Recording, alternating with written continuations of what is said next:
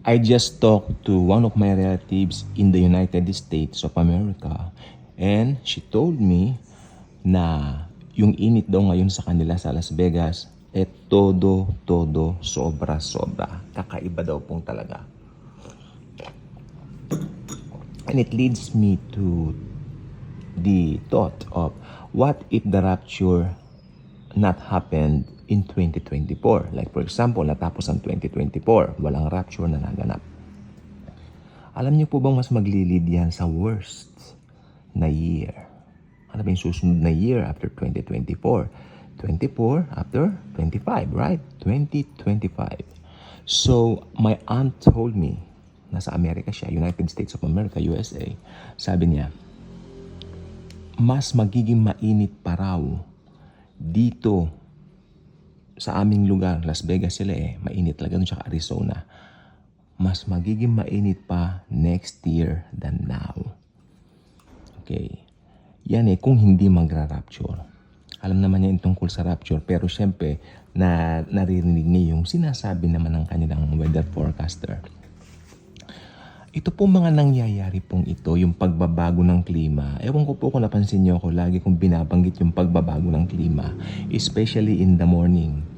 While during those times, siguro bigyan mo ng mga ilang years back, masarap gumising sa umaga, especially pag berber. Kasi talagang damo mo yung lamig. Hindi yung lamig na pinilit na lamig kundi lamig talagang malamig na simoy Pasko. Yan po ang nawala na po ngayon at napansin ko. Okay?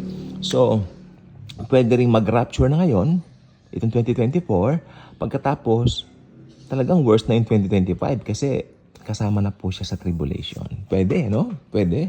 So, ako alam nyo, do not accuse me of stating some dates or exact dates on the rapture. Kasi ako tinuturo ko talaga na walang nakababatid. Sorry narinig yata yung paypay ko. Mainit. Naririnig niyo yung pamipay ko, mainit po kasi yan, mainit na pong panahon. Talking about init ng panahon. Heat ng heat, no? Sobra. So, yan po ang sinasabi ko po sa inyo. Kung hindi po nag-rapture ngayon 2024, kung hindi nag-rapture ng 2024, talagang mas lalala pa po ang situation. At kung mag-rapture naman ngayon 2024, talagang worse din yan, 2025, kasi kasama na po siya sa year of tribulation, buong 7 years. Whether, hindi po ako nagbabanggit ng, doon pala ako tumigil kanina, hindi ako nagbabanggit ng dates dahil wala nakababatin yan. Imminent ang rapture. Ang second coming, pwede tayong magbanggit na yan. Pero ang problema, hindi pa natin alam kung kailan yung rapture. From the day of the rapture, bumilang ka ng 7 taon, second coming na. Madali yun. Pero ito, rapture kasi we are waiting for it. We're excited about it actually. We're really excited about it. That's why, on a daily basis, makulitan man kayo, sirang plaka na ako, sirang CD na ako, okay lang. I'm so excited to meet Jesus. Pero Lord, sabi ko, gusto kitang ma-meet pero hindi ako mamamatay. Siyempre, gusto ko yung glorified body ako. Rapture. you rapture church.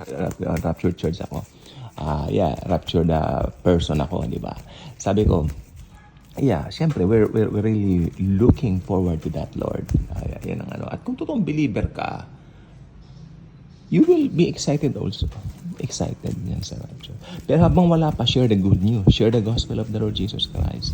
Okay? Dahil magka-connect yan Hindi naman po magkalaban yung pagsasabi namin ng rapture o pag-preach namin ng rapture sa gospel. May nagsasabi kasi, mangaral lang kayo ng gospel. Bakit? Pag nangangaral naman ako ng rapture, sinasabi ko yung gospel. Di ba? Kaya lang talagang binibigyan din natin yung rapture kasi anytime mangyayari ito worse ang 2025. Itong sabihin ko, worse ang 2025, mag-rapture man kay hindi. Tandaan nyo yan. Pero ipanalangin nyo, mag-rapture na.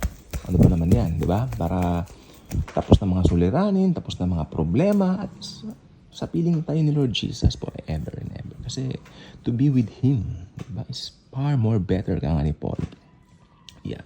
Yan ang inahangadan po ang believer. To see Jesus face to face.